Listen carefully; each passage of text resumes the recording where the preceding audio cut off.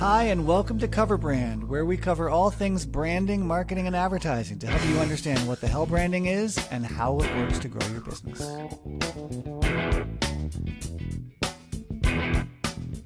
Welcome and welcome back to Cover Brand. I'm Ethan Decker, and today on the show we have Kat Howell. Kat, how are you? Hello, I'm very well, thank you. Thanks for having me, Ethan. Oh, it's so lovely to have you. And you're calling in from California today, is that correct? That's right. I live in Santa Monica, so a little bit of June gloom today, but no, it's not even June, it's July, isn't it? But it'll burn off. So yeah, coming from... It always burns off in Santa Monica. Yeah. Yeah. Very nice. Very nice. Well, before we get into House Studio and the marketing work you're doing, let's talk about cover songs. Oh, yeah. I hear you brought a good one today. Yeah, I did. It's an oldie but a goodie. I brought Sinead O'Connor's rendition of Nothing Compares to You, which I think was originally written by Prince in 1984 for a funk project he had called The Family. So yes. I think her one came out in 1990. And yeah, I mean, you have the whole history of it too. This is great. I know it all. I have like photographic memory across these sorts of things. But I suppose it was inspired by the fact that I actually saw a documentary about her on the plane the other day. I've been doing lots of traveling, and it was a Sinead O'Connor documentary, a couple of hours. It was really, really well done, and it reminded me of the song again. I haven't been able to stop thinking about it, and I just think the performance and just how she completely transcended what it originally was just it's fantastic. Well, you definitely picked a killer cover song. There aren't many cover songs that are as brilliant and iconic as that one. That's for sure. And a lot of people don't know that backstory, that Prince wrote it. Mm-hmm. And if they know that Prince wrote it, they don't know that he gave it to his little side hustle, The Family. The Family, right? Yeah. And from what I heard about it as well, because I'm a huge Prince fan, Prince fanatic. He didn't. I don't know. I don't know if he didn't love her version or he just didn't love her potty mouth. But Sinead was an Irish woman with a huge fucking chip on her shoulder, so she cursed like hell. So he didn't quite love that, but apparently she didn't give a shit. Well, right? Exactly. And I think that's what's she's completely owned it in a very different way, which I think is one of the reasons why I like it so much. And she was really uncompromising, and she was like what we like to say in England, like Marmite, which is this weird thing that you put, like a condiment that you put on your toast. And it's Marmite, like black and viscous, and you either love it or you hate it. And I think it's a black sludgy. Right. It's like black sludgy jam, but it tastes like, I don't know, not jam. No, it's not very fruity. Sour and salty, and the equivalent is Vegemite in Australia. But the expression is you either love it or you hate it. Well, that's the brand. That's the tagline. It's a great tagline, actually, incidentally. But yeah, I think, it was just, it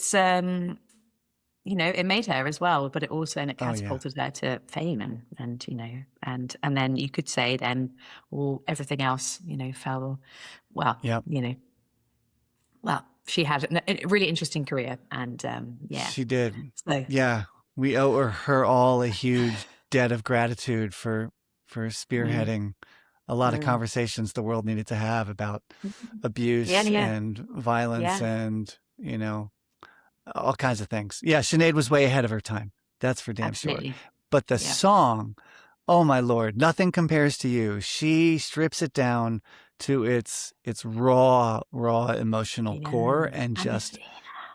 the music video back in the 90s, it was all about the music videos and just the crying and the tear. And you felt, she was actually crying, and she did actually do it. So it felt so authentic. And I think, video, so I think that combined with how she renditioned the song, the rendition of the song combined with then the visuals and how she marketed that, then is great.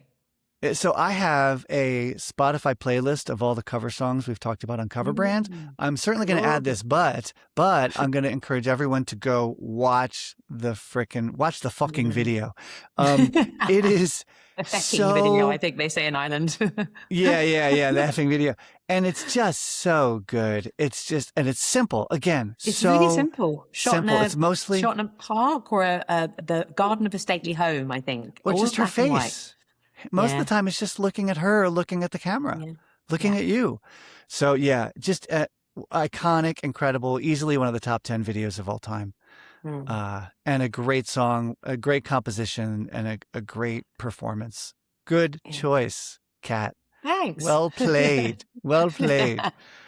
So we'll add that one to the the Cover Brand cover song playlist. And we'll be right back with more from Kat Howe. Have you ever wished all this brand science was captured in a book somewhere? Well, you're in luck. Your wishes will be granted because the Little Book of Brand Science is about to launch. Go to appliedbrandscience.com and click book to get notified when it comes out. And we're back with Kat Howe from How Design, as far as I can understand, or How Studio. How Studio is a branding agency in London and LA. You're in LA currently, yes? That's right. That does fantastic work liberating ideas that the world deserves. Kat, you've been in marketing and advertising for a long time. You're one of the most 100 influential women in a variety of lists. You've been a judge at a variety of award shows and a speaker at a variety of important conferences. So I'm very excited to have you on the show to talk shop. So this episode is a special shop talk episode where we get to talk shop about what we see and hear in the world of marketing and advertising, some of the trends that we're seeing, and then some of the science that behind some of those trends. So I'm very excited. Okay, me too. So tell the listeners who don't know a little bit more about a recent project you've done that could illustrate your approach to work, and that would lead us into a good conversation about some of these trends that you're seeing in the world of branding and marketing and advertising. Nice. Yeah. I mean, I think, where will I start? So yes, our agency, we're about 6 years old and we have, 2 teams. So I'm growing the LA team over here. And then we have a pretty sizable team in London who crack on with a lot of the creative work. As founder, I used to do lots of the creative myself. I went from designing the website. My husband built the website. He's my co-founder. We're called How and How. And because that's our second name, although lots of people find it very odd as a second name, but we thought we'd lean into that. That's great. And so, just own it, I suppose. So I designed the first website. He built it. Then I creatively directed then designed the first few projects. Then creatively directed those, and now, thankfully, as ECD, I'm a bit more overseeing everything in little bits. Whereas we have creative directors in London who then do the work, but we do the grunt work, and I come in and probably stick my oar in a bit and annoy everyone and say, oh. But we work with lots of different sorts of companies. So I'd say we're sector agnostic, but we do work with a lot of tech companies. And we have done a lot of place branding as well. So a recent project that we launched, that we launched a few weeks ago actually, was a big rebrand of a cultural quarter in England. It was this old ship called the SS Great Britain, but actually we redefined its position because it was in a place called Bristol, and its relevance now. It just wasn't really on the same page as what the company felt it should be. So how can we reposition this? So as a company, we love working with place brands. Tech is quite a lot of our bread and butter, but also branding and lots of FMCG as well, which we love. So ice cream brands and vegan gummies for kids. That was a fun one. So on this side of the pond, I think we call FMCG CPG, consumer packaged goods, more commonly. CPG. But FMCG is fast-moving consumer goods, yes? Consumer goods, exactly. Grocery store things and pharmacy and they're really things. fun, and we love those. They tend to have lower budgets because, they just tend to. The tech guys have all the money, it seems, nowadays. Yes. But they're way more fun because you can be more expressive and you can just have more personality. And regardless, we're always trying to bring that personality even to the tech companies. Some are a bit more open to that than others.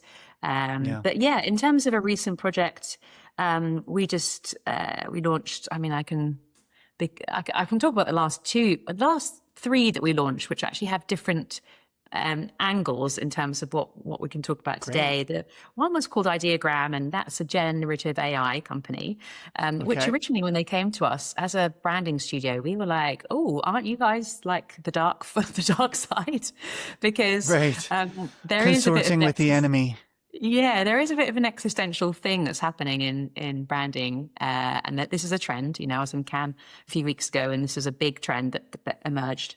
And you mean the Cannes, France Festival Cannes of Lion? Yes, exactly. Yes, the Cannes Festival of Advertising and Marketing. Yes, International Festival of Creativity. I think it's got the little lion. Oh yes.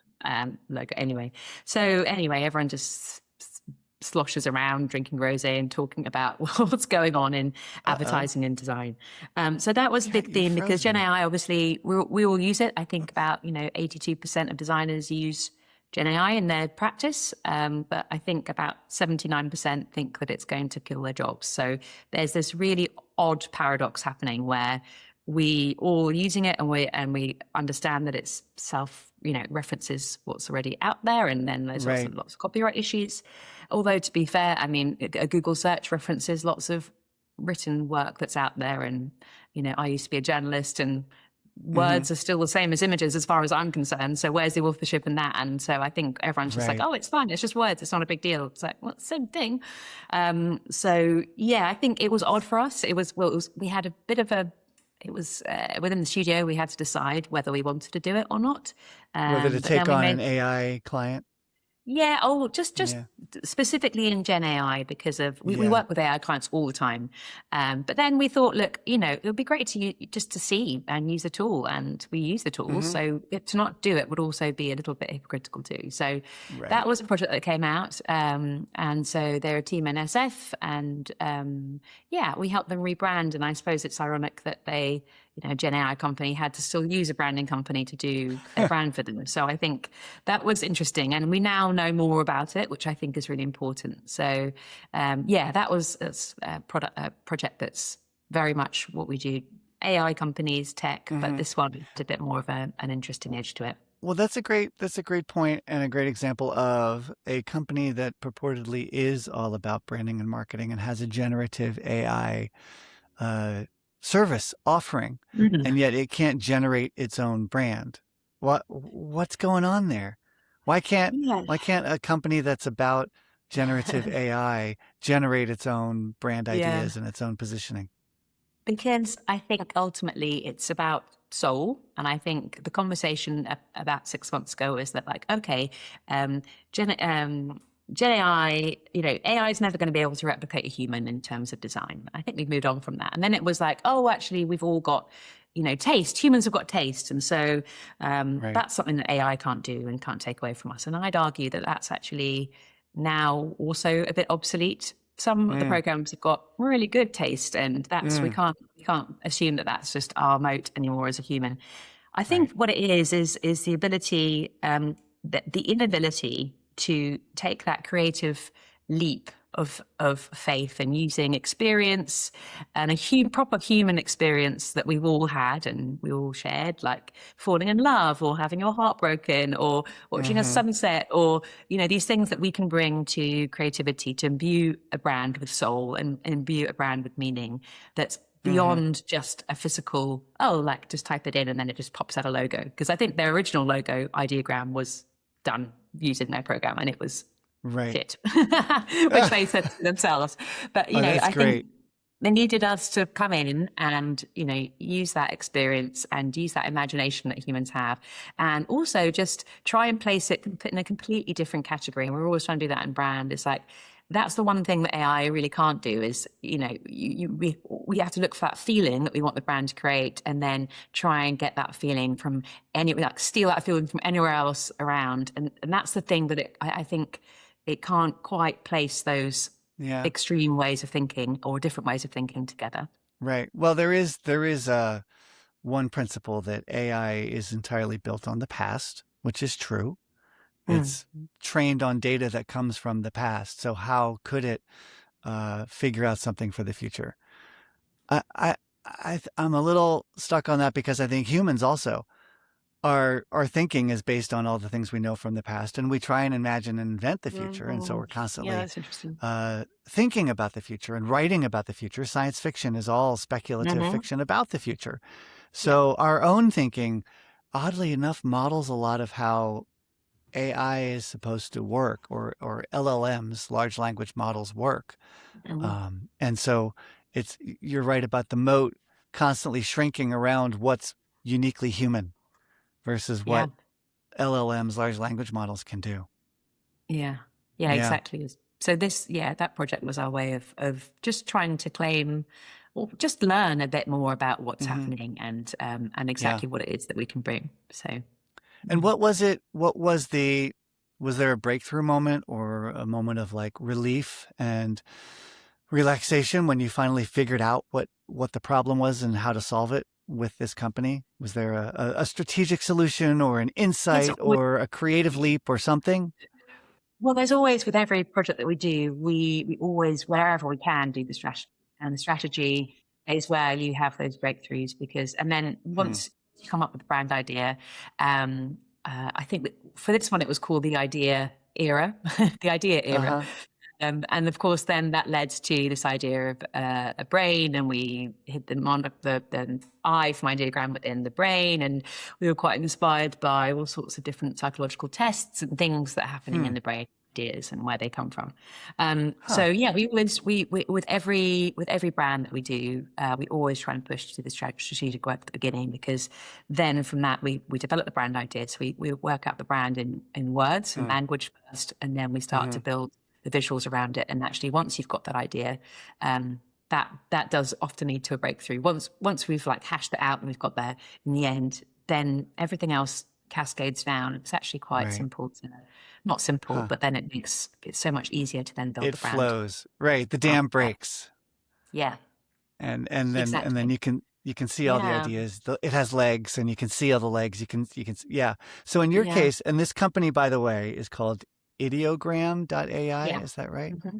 Yeah. So people can find it at Ideogram.ai to see Kat's wonderful work. And so the logo itself it looks a bit like a brain. Yeah. But it's not a brain. It's kind of an eye as well. Yeah, exactly. So that was one of them. Yeah, that came out about a month ago. And then, we have one that's quite quite British-based one that we just did 2 weeks ago that came out that was called Bristol Dockyards. And that was a very, very different. We actually quite enjoyed releasing them so close together as projects because they were completely polar opposites. Right. One was a place brand all about history and cultural relevance, and one was like this new company doing all sorts of new stuff in San Francisco. So it was. I think it shows, because you asked Ethan at the beginning. Like, I suppose it just shows how varied the work is within the studio. We approach every project just with fresh eyes. The Bristol Dockyards one is all about it's all pink, which is bonkers because it's very difficult to get a pink brand over the line, and I was really pleased that we were able to do that. True. But inspired by houses that overlook this amazing historical part of Bristol in the southwest of England, and so there's but it's a lot more tactile. It's a museum. It's got we had to do all the signage, so it was a very, very different offering. But still, we approached it in a similar way, same but different, basically. Yeah. Sure. So Bristol Dockyards, you're right. It's a place. It's a physical location. It's old. It's not new. That's right. And it's probably trying to get visitors to come to them at all, right? Exactly. Yeah. And being a dockyards, it's not necessarily the first thing you think of when you think of tourism or vacations or recreation, I would guess. Yeah, it's basically housing around this. Well, it's a museum that's built around this very, very old boat called the SS Great Britain, which was this very famous ship that sailed across the Atlantic. I should probably have done a bit more research. I should know this, but it was designed by someone. It sailed the oceans. It sailed the seven seas. It did. It was designed by someone called Brunel, Isambard Brunel, who also designed a big famous bridge in Bristol and various other engineering feats around the world, actually. But it had lost, lots of its relevance in Bristol. There were some big riots there a few years ago because it has a really checkered past. A lot of it is built on slavery, and it's something that the city has really struggled. I mean, I lived there for like 10 years as well. I went to university there, and that's where I met my husband. And so it's something that the city is struggling to redefine and like find some sort of language for. So that was a far more of a wider piece. So it's like, how can we still keep the ship, but just weave it back more into what Bristol is more about now, and how can we make it more relevant? So make it pink. But the idea was all about built different. And so that was the brand idea. Everything was a patchwork of different textures and collages and history and historical stories. So that was the theme. And you can see that in the brand work as well. It's a lot more scrappy. Ideogram is beautiful and clean. And this one is a lot more like trying to get that soul of the city through the work as well. Rough hewn, scrappy, old stuff, new stuff, layers upon layers of history. Yeah. Okay, I love this because, pink. Pink, you're right. Pink is hard to get through as a brand color, right? And it stands 100%. Out and it grabs attention. And if you're doing stuff on social media or physical stuff, billboards, out of home, pink is arresting. So in that regard, it's a bold choice to just get noticed at all, which I would guess Bristol Dockyards, that's one of their problems. Just be noticed, just be remembered, just be, wait a minute, there's a boat in the middle of our city that's also a museum. So picking pink is a smart strategic move as well as a creative move.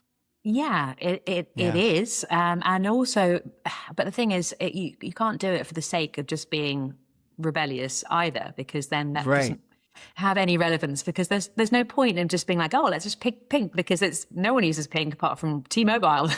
But I think it had to have some relevance, and the relevance, like I mentioned earlier, was that there's this beautiful row of houses in this part of the city called Totterdown, and they're all painted pink, different pinks. There are some blues, there's some greens, but it's a real feature of the city. So pink as a color that represents the city in a slightly more, I was going to say subversive way, but not really subversive, but in a slightly more, in a way that's not so unconventional way maybe.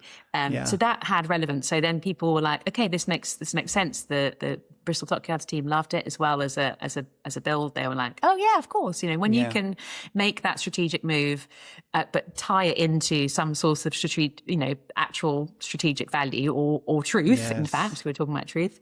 Then that's when the magic happens, because people are like, yes, it makes sense. Yeah. I have so on the one hand, there is a minor debate in marketing science land about how differentiated your brand really needs to be, right? If you're a museum, do you have to really have a different positioning than another museum? If you're a pasta sauce, do you really need to have a different brand story than the next pasta sauce over on the shelf? And there's some debates about that. And then connected to that is this debate about how distinctive do you have to be? And is that all that matters? T-Mobile is famously pink, whereas Verizon is famously yellow and black. And is distinctiveness all that matters?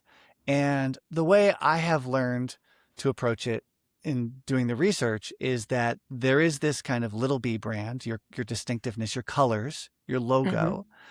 Can people literally tell you apart? And then there is your big B brand, which is your reputation. And that's everything. That's your products, it's your services, it's your history, it's your black eyes. It's the meaning that your brand conveys, as well as the things itself your brand does.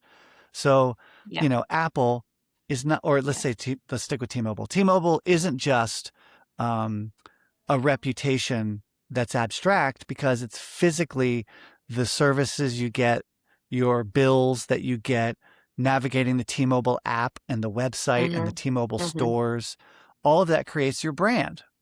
And so there's this notion of big B brand, which is your entire reputation.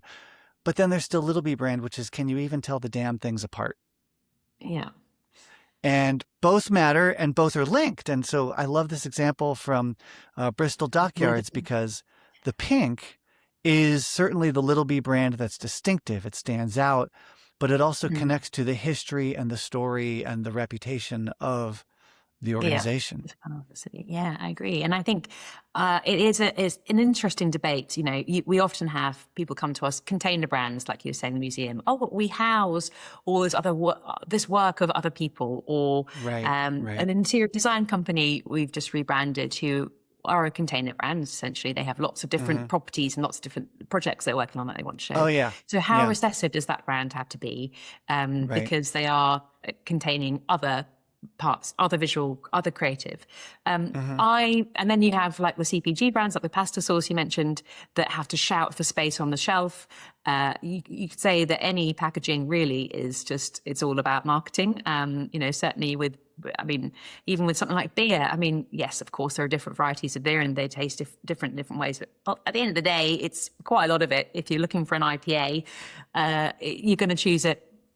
The packaging and the marketing of that packaging is paramount. So you could argue that there are some flexes between what you're trying to sell that you could argue should have more expressiveness or whatever. But I do agree with you. I think that we always see, a brand is so much more than the sum of its parts. It isn't. Of course, it's the logo. Of course, it's the color palette. Of course, it's the tone. But it's also that the verbal identity, how it shows up, the micro interactions on the app. How do you, experience that? How do you move around the website? All of these different touch points are still part of how the brand is expressing itself. It means it's quite difficult to contain. It means it's very difficult to own that brand, and also you have to make sure that it flexes. You have to have moments where it's more expressive and then other moments where it is more recessive. But we're always, I think differentiation should always be what we are looking for, regardless of what sex you're in, or what company you're running, what brand.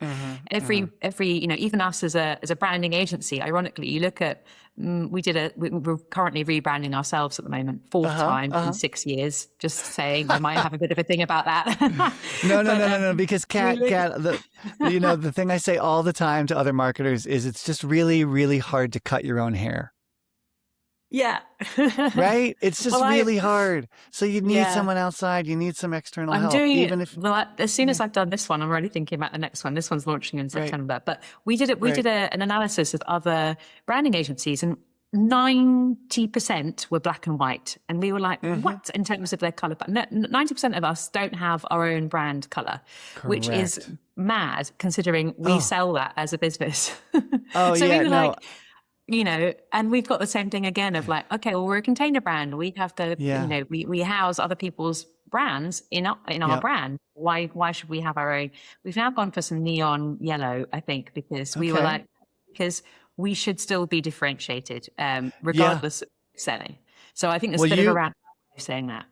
Oh my gosh. No. It's one of the biggest ironies of branding agencies that they all look the same and are very undifferentiated. Exactly.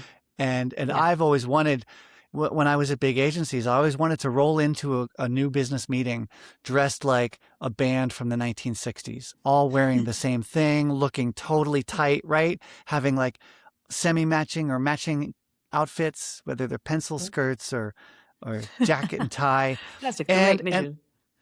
Come on. Could you imagine rolling into a new business meeting like that? So, of course, now that I run my own organization, I very much brand it. I'm always in the orange and white. All of my stuff, if you do a search for applied brand science, is orange and white. It really stands out. And then I've got my logo, which I use all the time, the little frog with the antlers. And it's extremely distinctive, to the point that, Kat, people can find me in any conference I present at. Orange, I'm the guy in the orange tracksuit.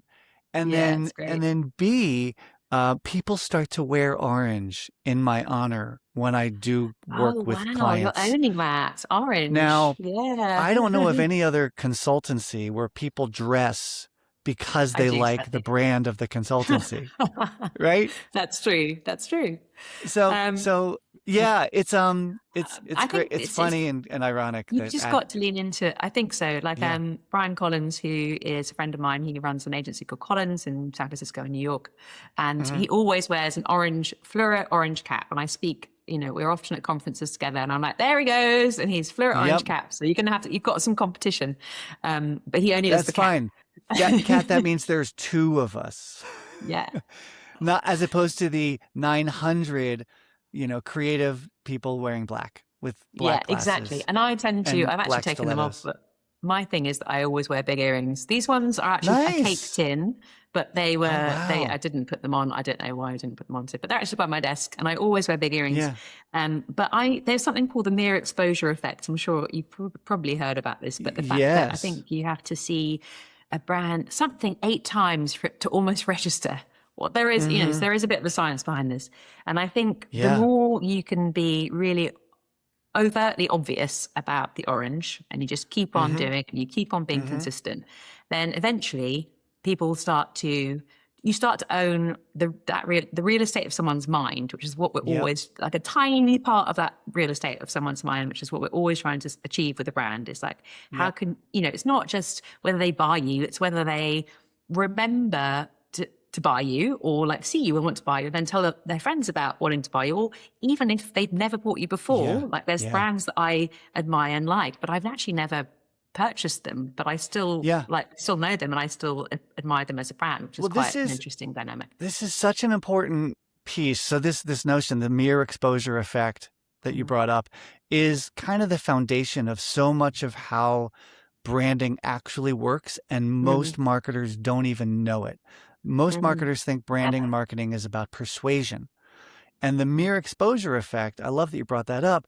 So it has shown that just by exposing people to things, we prefer them. Just by them being familiar, we like them better. Just by them being a known-ish quantity, we will choose them. And so if you've never rented a car in your life and you have to rent a car for the first time in your life, you're going to probably pick Hertz or Avis because you've heard of them. And you're not going to pick some brand you've never heard of. When you have your first child, you're more likely to get Huggies or Pampers for your diapers just because you've been exposed to them, just because you've heard of them, even if you know nothing else about them. And so this goes back to having Pink at the SS Great Britain and the Bristol Dockyards, which is by just being noticed at all and being, getting in their brain a few times, being exposed to the Bristol Dockyards, people will prefer it or like it just because of that, with no other information at all. Yeah, which is a crazy phenomenon. It's crazy, but it's also quite nuanced, because in order to get into that, in order to have that differentiation, you actually do need to do something quite different, which is not to be the same. Well, not to be the same as everyone else, so that you are remembered when someone when you're exposed to someone or to a customer. So, for example, it's about what was I going to say? My thread just went completely, which is a bit annoying. But if I'm guessing quite often when we're designing brands, it's the differentiations of feelings. So we designed a brand for a company called Big Cartel last year. They are an e-com, old school American brand. They came about just around the time of Shopify. And we were like, okay, how they were just losing their relevance, and Shopify had taken, they'd been around for 25 years and they needed to basically shed this old stuff that was around them and be relevant again. This is Big Cartel? Yes, exactly. So it's American brand, and you can basically set up a shop as an entrepreneur and start selling your stuff. My son's got one here. He sells his 3D printed stuff on there. Nice. And so for them, we were like, how do we differentiate you? Well, we need to find that feeling that the entrepreneurs have when they're setting up a shop on Big Cartel, which is, oh my God, I've got this great idea. I'm going to sell some record bowls and I'm just going to go for it. I'm going to throw caution to the wind. And our brand idea was goodbye caution. Throw caution to the wind. Nice. I'm just going to set up a shop and I'm just going to do it. I'm just going to like set my own business up and and so the feeling that we wanted to create was one of pioneering spirit of like we didn't look at a Shopify, we didn't look at other e-com stuff for inspiration, because you don't want to be the same as everyone else. In fact, you want to look at what they're doing, end up copying what they do and doing something completely different, and that's how you stay. That's how you become memorable. So we looked at actually brands that had that spirit to them. We looked at Patagonia, we looked at North Face, we looked at outdoor sports brands, nothing to do with e-com. But then that helped us use cues from that language and that world that then gave us the spirit that we wanted in the brand. So then that made it differentiated, because it was something unexpected that someone wasn't really perhaps or some consumers weren't really expecting with in e-com, because you're smashing together a feeling with a truth about a company. Then you create something memorable and unexpected, which then becomes something that then can be referenced over and over again via the mere exposure effect. Okay, I wanna add. Okay, so along with the mere exposure effect, which suggests that the more we expose to something, the more we like it. Yeah. There's an also almost opposite basic way that humans operate that is so important to marketing, which is we are wired to notice differences, to notice surprises, to notice something's wrong. And, a great example, of course, is you're going through your own house and everything's in order. But if something's out of place, that's what you notice. When something is not where it's supposed to be, that's what you notice. Or if you're walking down the sidewalk and you pass the same things all the time and you stop noticing them, but once something else is weird and different, we notice that, we pick up on that. So we're actually evolved to do this. And marketers have to add just enough of that novelty, just enough of that difference to get out of the whole autopilot being ignored thing. Like, I don't need to look at the sidewalk to walk. I know where the sidewalk is. I've seen it there every day. It becomes invisible to me. It becomes background. But if there's something interesting on that sidewalk, a sticker, chalk art, an object lying on it, or if there was a sudden sinkhole that blew a hole in my sidewalk, I would notice those things and it would become foreground instead of background. And so as marketers, our job is to find that balance between being familiar enough to be liked more and more, and yet be different and surprising enough each time to be noticed. It's a tricky tight rope to walk. Yeah. Yeah. Yeah. Yeah. Yeah. Yeah. No, I agree. I think that's what's so fascinating about branding. That's why I get out of bed everything. Yeah. Well, bigcartel.com is where people can see that work. I think if you go to BristolDockyards.org, people can see your work there. And what was the first one? The AI one? I've already forgotten. Ideogram. Ideogram. Yes. Exactly. Ideogram. .ai, I believe. That's right. So you can see Kat's work there. And of course, Kat, your own company, how.studio, has a lot more of your work, a lot more about you and the team in Los Angeles and the UK. In London? Is it London or Bristol? It's in London, yeah. Well, our team is in London, but Bristol's about an hour away. So we work with companies all around the UK, Europe, globally. Great. Yeah. Great. Well, we'll also put the Sinead O'Connor song on the cover brand, cover song playlist. Nothing Compares to You. What a great song. Kat, it's been a pleasure to have you on the show and talk to you about marketing and branding. Yeah, me too. I've loved it. Yeah. Thank you, Ethan.